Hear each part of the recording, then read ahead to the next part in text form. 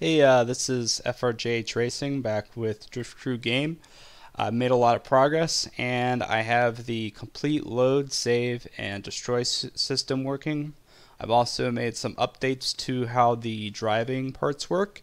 So that includes the full transmission, differential, and engine paired with the wheels to all work together to make a complete car. So what I'm going to show here is that I have a test car available, and we're going to go right into it and try driving it.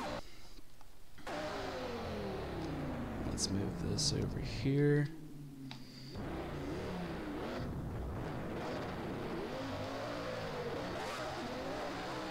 And as you can see, everything's working normally.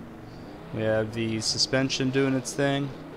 As I run over the little bumps, you can kind of watch it, do its suspension thing.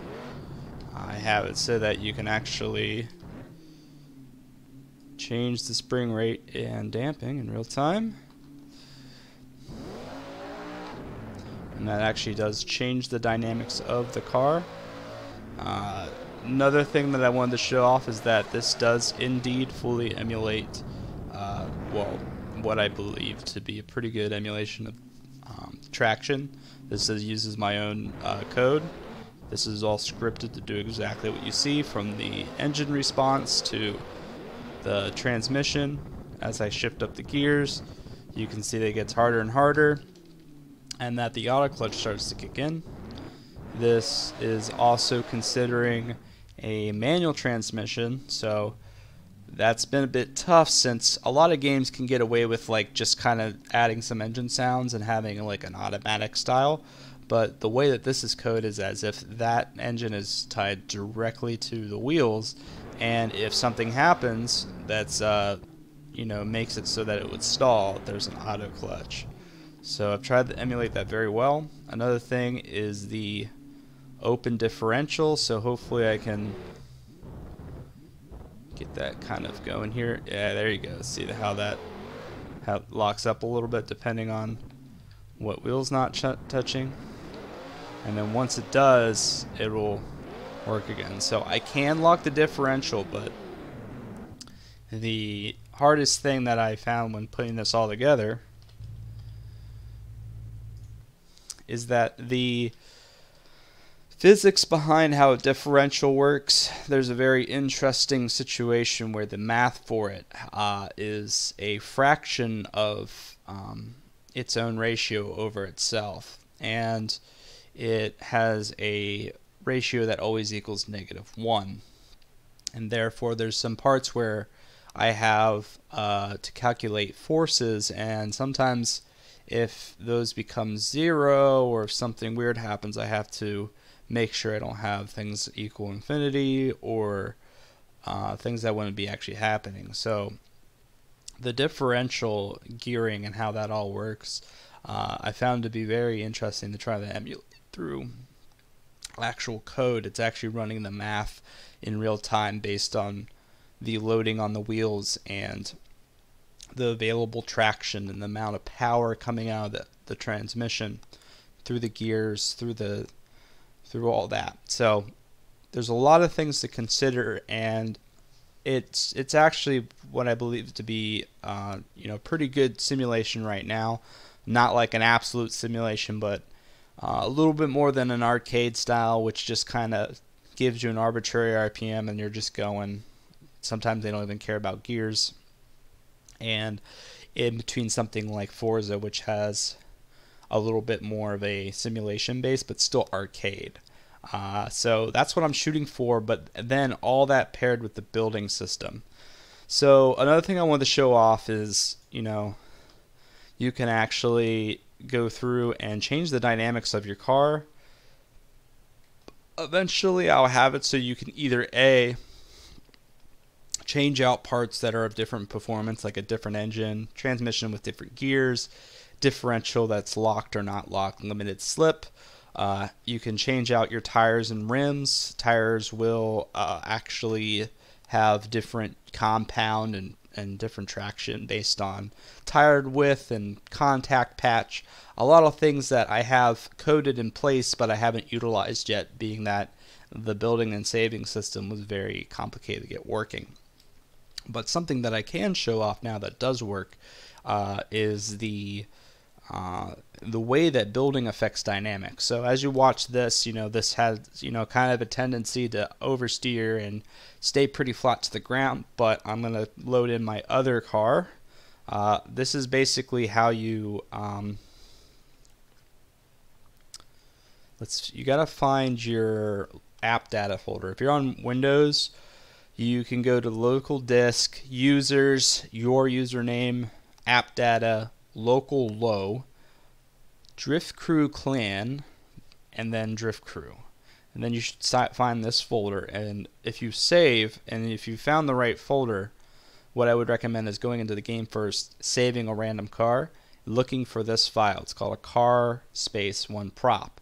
And if you want to save multiple cars, you just change the file name to the one you want to keep to backup to, and then when you want to use another car, something else. So the one that's older, we want to keep this one.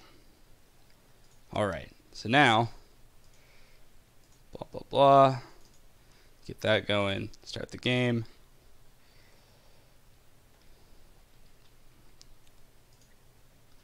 Now what I'm showcasing here is that when you build and you go into drive mode, it recalculates the center of mass and the inertia tensor, but the mass is fixed. So what that means, and what those all mean, is the center of mass is basically like where a point mass can be described, where something will balance around and where forces can act. The inertia tensor can be thought of the moment of inertia or the rotational inertia across all three axes. So basically what that means is if you were to spin something of the same mass that is really big compared to a same object or a similar object that's the same mass but is significantly smaller in radius, the bigger object will be harder to spin because its mass is carried out over a longer distance, and therefore it requires more torque to accelerate it. So that's inertia tensor, but it's basically on all three axes. And then the final thing it does is, since it's a fixed mass, it redistributes the inertia tensor and how each part counts towards it for how many parts you have. So if you have 1,000 parts and it's a 1,500 kilogram part, every part's going to be about 1.5 kilograms or whatever. So when you have something like that, as you add more and more cubes, the inertia tensor and how much parts count towards it decreases. So building something with lots of cubes doesn't get too out of hand. It takes care of itself. There's a little more physics behind it, and it would take me all day to describe it in detail. But you can see for yourself right here. If I try driving this, it'll actually do wheelies and it'll bounce around. And then another thing that I can do is I can change, again, I can change the physics of that, the spring rate, and you can see that even doing that still reacts a little bit different. And what's a little weird is that because the open differential's there, anytime that rear wheel lifts up, that loses traction. So then it's going to act really strange if I try to turn. You can hear the engine trying to speed up when I lift off. So the idea behind all of this is that if you build different, you're going to have different driving dynamics. And eventually you're going to have cubes that weigh different and affect this in different ways. So eventually you're going to have a situation where you can pretty much fine-tune your car and the dynamics behind it in in your own special way. Let's destroy that. So finally, some of the details I wanted to get into is that the game is going to be all, this is all built by myself. I'm relatively new at game developing. I've only been at this for about a year, a little bit less, and this is my first actual game that's fully developed and has features that are actually usable and has a plan. So with that, it's full all the physics, things like netcode, things like the damage system, all of them are going to be made by myself when it comes to how it's coded. What's nice is I do have some Drift Crew clan members that are willing to provide models and stuff, and I really appreciate that. And some of the things you saw here today were developed by some of these members. Shout out to the Flying Mutt and Disturbed Force. I talked about his model in the last video, and so I foresee some really good things coming out of them. But to make sure that it really works how I want, I'm going to be definitely not going to be downloading any weird asset packs or stuff that I won't fully understand, but rather I'm going to be learning how to do it and making sure all my base code works exactly how it needs to, so that I do not turn into the same thing that happened with Robocraft, where they handed it off some other people, they lost the code to whatever legal stuff, and then it became this whole other mess that I don't even want to talk about anymore. So this is all going to be pretty much developed by myself when it comes to the code.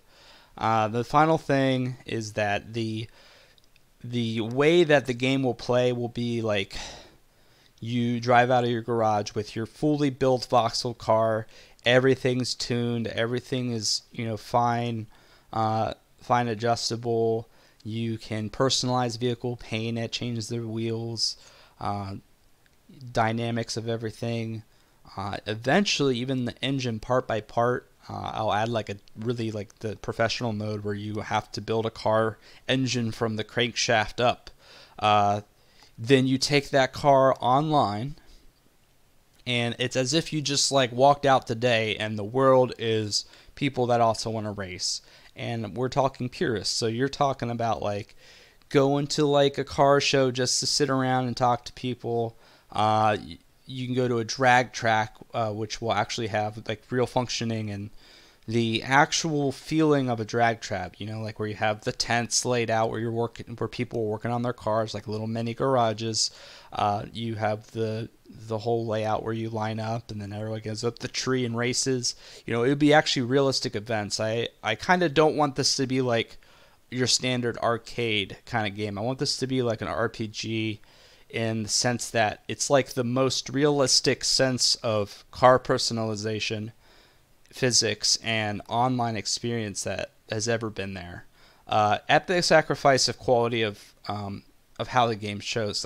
I'm not going to provide AAA quality looks and feel, but the physics, since I am a mechanical engineer and I am a very avid car enthusiast and I've played lots of racing games, I know exactly how the game needs to feel, and I am quite aware at how to set up these parts to be very realistic and also look and feel realistic to be working on in the future when that comes to be. Drag tracks. I also, drift tracks. It's Drift Crew game, so obviously there will be drift tracks, and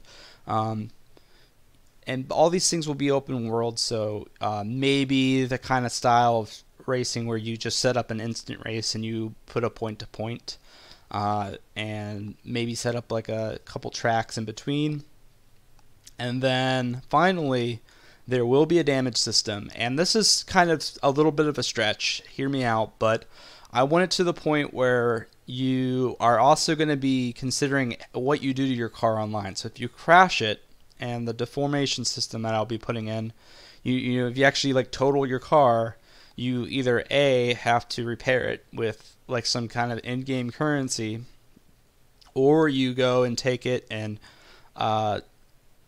some other games rewarded your time with money per se. So if you just worked and you went through the motions of working on the car and doing races, that time equals money. allowed you to rebuild your car slowly.